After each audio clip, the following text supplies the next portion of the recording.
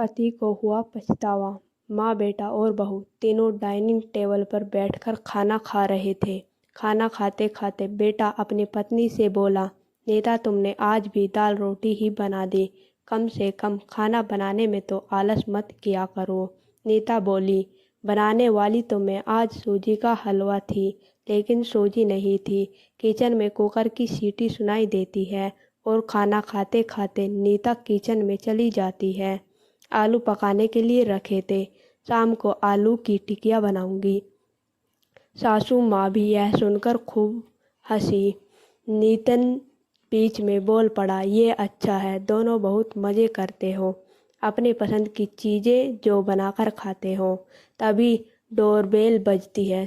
सुनीता फिर से खाना की टेबल से उठकर दरवाज़ा खोलने चली जाती है।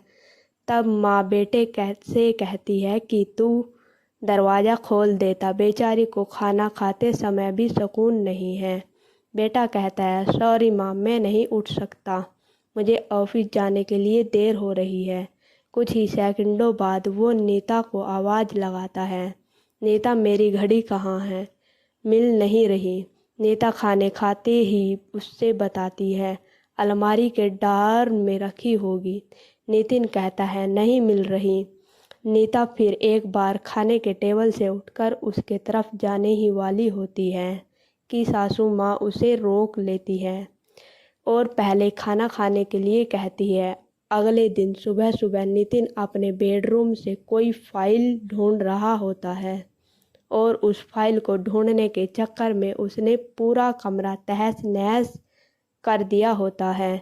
नीता अपने कमरे में आकर कमरे का बुरा हाल देखती है तो नितिन से पूछती है कि क्या कर रहे हो। नितिन कहता है, वह फाइल कहाँ है जो मैंने तुम्हारे पर्स में रख दी थी। नीता तुरंत वह फाइल निकालकर नितिन के हाथों में थमा देती है। नितिन उल्टा नीता को ही डांट देता है और कहता है, कभी कभी लगता है मुझे हाउसवाइफ से शादी करनी ही नहीं चाहिए थी। इतना बोलकर नितिन ऑफिस के लिए निकल जाता है। पति पत्नी की यह बातचीत माँ भी सुन रही होती है, जिसका नितिन को पता नहीं होता। अब माँ और नीता नितिन को सबक सिखाने के लिए प्लान बनाते हैं। अगले दिन सुबह सुबह जब नितिन चाय के लिए चिल्ला रहा होता है, तब माँ उसे कहती है, नीता 2 दिन के अपने माँ के यहाँ गई है। नितिन फ़ोन निकालकर नीता को कॉल करने लगता है। तब माँ उसे रोक लेती है। नितिन फ़ोन रख देता है और माँ से कह रहा होता है कि माँ चाय, तभी माँ बोल पड़ती है, हाँ हाँ 2 कप बना, मैं भी पीऊँगी। नितिन चाय बनाकर लाता है। माँ और बेटा दोनों चाय पी रहे होते हैं। तब माँ बोलती है, अच्छी बनाई है, लेकिन नीता जो चाय बनाती है उसमें तुलसी की कुछ पत्तियाँ डाल देती है, उसका स्वाद ही अलग आता है। बेटा, कोई नहीं, अगली बार जब तू चाय बनाएगा तो ध्यान रखना। नितिन माँ की तरफ देखता ही रह जाता है।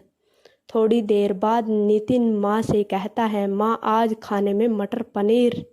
माँ से नितिन की बात काटते हुए कहती है, अरे वाह, आज मेरा बेटा मुझे मटर पनीर बनाकर खिलाएगा। अच्छा है। नितिन कहता है, अरे माँ, मैं तुम्हें मटर पनीर बनाने के लिए कह रहा था। माँ कहती है, नहीं बेटा, मेरे घुटनों में बहुत दर्द रहता है, मैं इतने घंटों तक किचन में नहीं खड़ी रह सकती। नितिन ना चाहते हुए भी खाना बना लेता है। माँ देखती है कि नितिन ने दाल रोटी बनाई है। माँ नितिन से कहती है, अरे बेटा, तू तो मटर पनीर बनाने वाला था ना। नितिन कहता है, माँ यह आसान था बनाने के लिए। माँ कहती है, नीता होती तो मुझे आज मटर पनीर बना देती, आज भी दाल रोटी खा लूँगी। नितिन ने पहला निवाला मुंह में रखा ही होता है कि माँ उसे कहती है, अरे बेटा, दाल में नमक थोड़ा है, जाकर जरा नमक लेकर आ। नितिन खाते खाते उठता है और किचन में जाकर नमक लेकर माँ को देता है, फिर अपना खाना खाने बैठता है। बीच में ही माँ खांसने लगती है और नितिन से कहती है, अरे बेटा, खाना गले में अटक गया है, थोड़ा पानी लेकर आ। नितिन फिर से खाना खाते खाते उठता है और पानी लाकर माँ को देता है। इन सब से नितिन के मुंह पर परेशानी साफ देखी जा सकती है। नितिन को अब महसूस भी हो रहा है कि जैसा बर्ताव वह नीता के साथ करता है उसे कितना बुरा लगता होगा। हालांकि नीता के मुंह पर कभी उसने शिकन नहीं देखी थी। अपने अगले दिन सवेरे सवेरे नितिन खाना बनाने के लिए सब्जियां काट रहा होता है, लेकिन उसका ध्यान सब्जियों पर नहीं होता। वह नीता के बारे में सोच रहा होता है और पछतावा कर रहा होता है कि वह कितना गलत था कि हाउसवाइफ का काम आसान नहीं होता। तभी बेख्याली में उसकी उंगली कट जाती है, उससे खून बहने लगता है। तभी नीता उसके पास आकर उसके हाथ में पट्टी बांधने लगती है। यानी कि नीता कभी माँ के घर गई ही नहीं थी। यह तो सास बहू के प्लान का हिस्सा था, जिससे वह नितिन से छुपकर उसी घर में रह रही थी। नितिन नीता को देखकर काफ़ी खुश हो जाता है। नीता से कहता है, घर का काम हम दोनों मिलकर किया करेंगे। नीता पूछती है, ऐसा क्यों? नितिन कहता है, अगर घर हम दोनों का है तो घर का काम भी हम दोनों का ही होना चाहिए। इस तरह सास बहू के प्लान से बेटा सुधर जाता है। दोस्तों, आपको हमारी कहानी अच्छी लगी है तो हमारी कहानी को लाइक करें, चैनल को सब्सक्राइब करें।